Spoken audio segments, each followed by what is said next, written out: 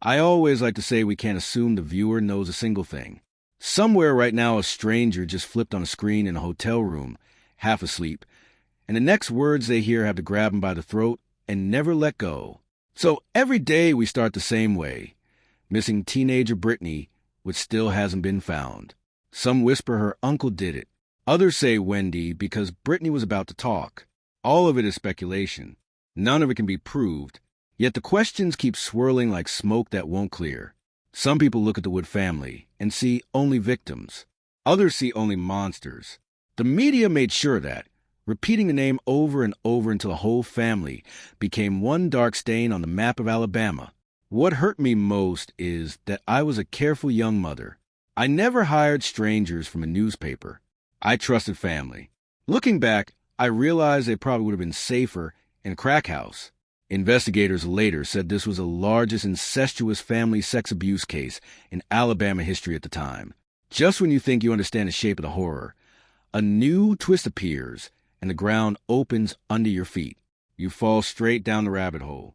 Searchers were still combing Styx River, certain they were closing in, when word came that Brittney's phone had last pinged not there, but in Grand Bay at 1:47 a.m. The earlier ping at Styx River was 12:07. The entire search shifted overnight. Everyone decided the late text was just a repeat message. Phone abandoned. No one with it. Police, volunteers. Even the family believed the phone had simply kept trying to send the same message on its own. But cell records don't lie the way people do. Between 11 and 11:40, that phone was actively texting multiple people. At 1:47, there's a clear outgoing text. No error signals. No pattern of failed sends. An expert looked at the data and said there is no reason to believe it was a repeat. That single message changes everything. The battery had to have still been in the phone in Grand Bay, because a dead phone doesn't ping. Someone moved that phone. Someone wanted the trail to point somewhere else. We finally got the number. 251-8915. Bradley. The same man Brittney had been talking to for weeks. The man police interviewed 3 times and then cleared. Tunnel vision had us looking the wrong direction the whole time. Grand Bay has to be open all the way back up. Brittney left Styx River.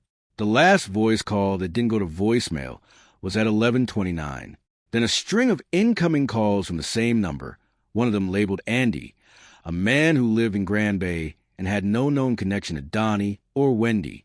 How did those paths cross?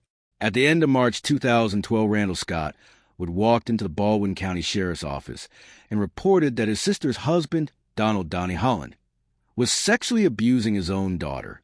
Scott found a message on the girl's computer. You give a good F*** to be 12 years old. That one sentence blew the case open. Scott called me that night. Police were already on the way. He needed somewhere to stay. For 3 days and nights, we sat in my living room without sleeping while he poured out every detail he had uncovered like a detective who had been working the case in secret for months. When investigators interviewed the older sister, they asked if she believed the younger girl. She said yes. Why? Because he did it to me.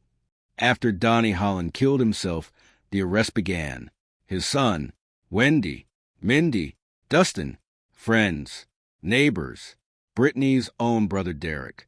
The faces kept multiplying until the graphic of the ring looked like a map of a small town. Media coverage turned the entire family into a daily spectacle. Brittney, the missing girl, was pushed to the side, while the world talked about the monsters who shared her last name. Every time someone with that last name appeared in court, the headlines screamed the same thing. The evil ones. You couldn't walk into a store and buy a loaf of bread without seeing their faces. Winnie taught her own daughter how to pleasure grown men because a girl didn't know what she was doing. Boys were used the same way. One victim said the abuse started when she was 6 or 7 and continued into her early teens. Another remembered losing her virginity at 3 to her own father. Children got off the school bus every afternoon, not knowing which stranger their father had arranged for that night. Some were sent across the country with truck drivers. Pictures and videos were taken. The cycle stretched back 3 generations.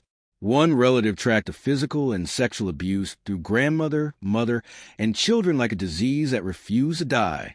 If this story is already turning your stomach, stop right now, hit subscribe, turn on notifications, and leave a comment telling me what you think really happened to Brittney. The more eyes on this case, the harder it is for the truth to stay buried. Derek would sat in an interview room and described being forced as a teenager to have sex with relatives. Later, he became an abuser himself. He says he was coerced, intoxicated, manipulated by Donnie. The system treated him only as a monster and refused him any real help. No rehab, no halfway house, no mental evaluation. He keeps going back to jail because he will not register as a sex offender. He helped put Wendy away, and they still pinned everything on him. Standing behind the house where most of the crimes happened, one relative said if he could get away with it, he would burn the place to the ground. He calls it the House of Horror. 20 years of marriage.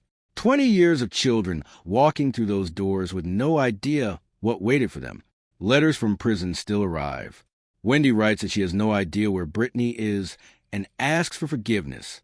Another woman who shared a cell with Wendy and Mindy later claimed the two women laughed about torturing victims for hours, inserting objects, treating pain like entertainment. Authorities, she said, never wanted to hear it. She held to her story even after she got out. Chessie Wood, Brittney's mother, stayed the most vocal for years. Some wondered if she knew more than she said. Then came the final twist. Chessie herself was arrested in connection with the same child sex ring. The grieving mother became another name on the growing list. Brittney's last known movements. The grandbabe ping to Bradley. The family that turned children into inventory. The media that fed on the spectacle while a girl stayed missing. None of it has brought her home. When it rained, Chessie used to lie in bed and pray her daughter wasn't getting wet. When winter came, she posted that she hoped Brittney was warm and fed and dry. Those are the only things a mother can still wish for when the ground has swallowed her child, and the people who should have protected her are the ones who may have destroyed her. The questions that started on day one are still unanswered. Somewhere a phone once pinged at 1:47 a.m. Somewhere a family kept secrets that destroyed generation after generation. And somewhere Brittney Wood is still gone,